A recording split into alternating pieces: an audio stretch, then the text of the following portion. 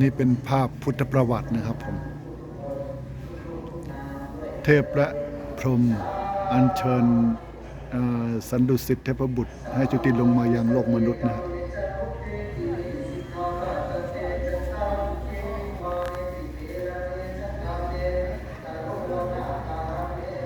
นี่ก็เป็นภาพของพระนางสิริมหามายาสุบินนิมิตเห็นช้างเผือกนะครับผม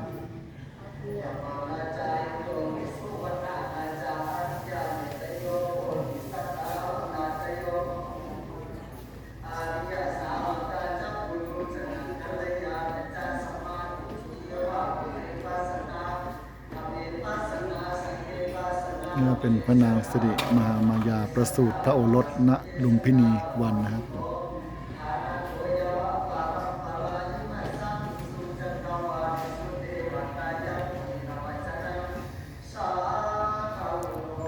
ต่อมาอีกภาพหนึ่งก็เป็นเชิญพราหมณ์108มาทำนายลักษณะพระกุมาร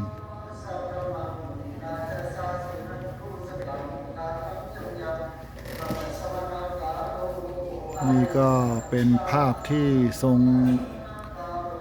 รงปาฏิหาริย์นั่งขัดสมาธิเจริญฌานในวันพิธีวัปปะมงคลนะครับแลกนาขวัญนะครับ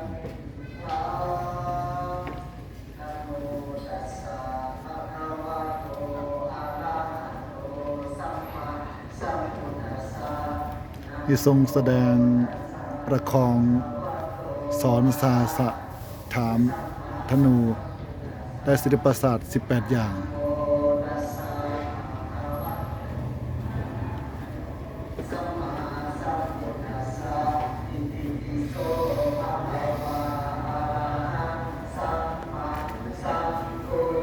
นี่เจ้าชายสิทธัตถะทรงอภิเษกสมรสกับพระนางยโสธราพิมพานะครับ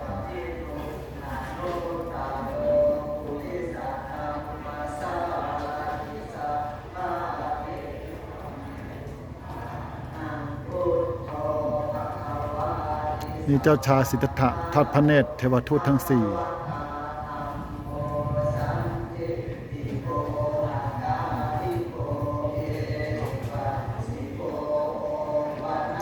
นี่เป็นภาพเจ้าชายสิทธัตถะทอดพระเนตรพระโอรสก่อนออกผนวดนะครับก่อนออกบวช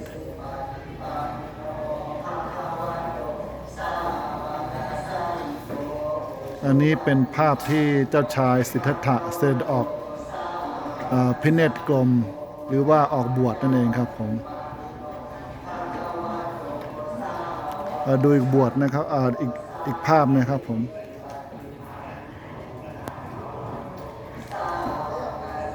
นี่เป็นภาพเจ้าชายสิทธัตถะทรงตัดพระโมลีหรือถือเพชรบรมชิตณฝั่งแม่น้ำอนุมานาทีนะครับผมภาพวาดจะออกไปศิลปะออกไปทางไทยใหญ่นะครับผม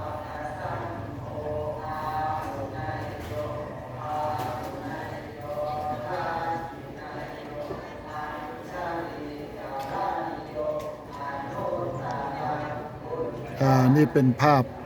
ที่ก่อนสำเร็จเป็นพระพุทธองค์นะครับผมทรงบำเพ็ญทุกขกิริยานะครับผม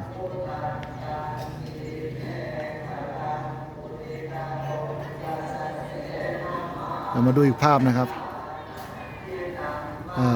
ภาพนี้เป็นภาพนะครับผม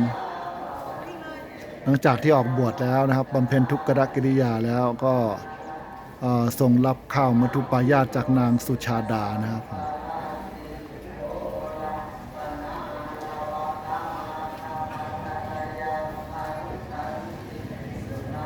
นี่เป็นภาพที่ก่อนสำเร็จสัมมาสัมโพธิญาณนะครับภาพที่พระองค์ทรงลอยถาดลงแม่น้ำเนรัญชลาถาดจมลงไปถึงพิภพกาลนาคราชนะครับ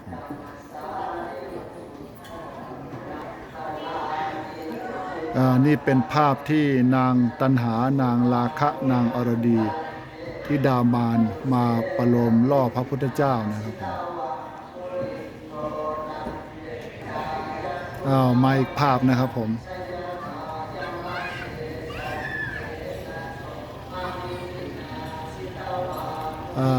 นี่เป็นภาพที่ทรงชนะพญาวัสวดีมารพร้อมเสนามารด้วยบารมีสิบทัศน์ที่พระพุทธองค์ทรงบำเพ็ญมานะครับ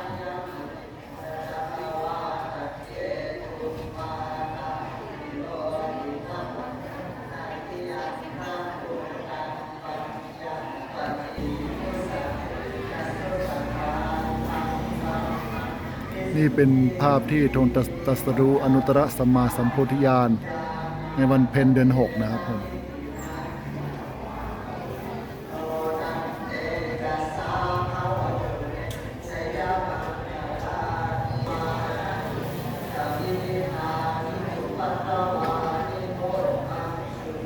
นี่เป็นภาพที่สหัมปดีพรหม